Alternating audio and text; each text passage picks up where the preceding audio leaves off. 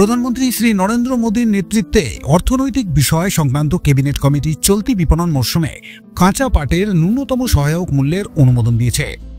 চলতি অর্থবর্ষে বাজেটের ঘোষণা অনুযায়ী কৃষি পণ্যের ন্যূনতম সহায়ক মূল্য উৎপাদন ব্যয়ের অন্তত কয়েক গুণ হতে হবে।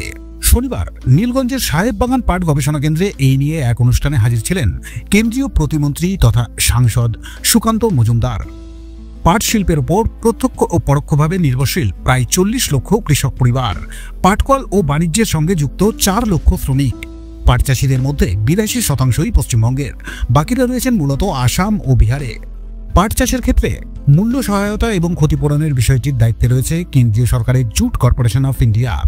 0.92 কোটি টাকা পশ্চিমবঙ্গের কৃষকদেরকে অ্যাকাউন্টে দেওয়া হয়েছে। 2000 করে দেওয়া হয়, আপনারা জানেন, বছরে 3 বার 6000 টাকা দেওয়া হয়। শুধু তাই নয়, এছাড়াও আমাদের এখানে 2025-এ 3 জুলাইয়ে প্রায় 2565 কোটি টাকা খরচ করে স্যাংশন করেছে কেন্দ্র সরকার।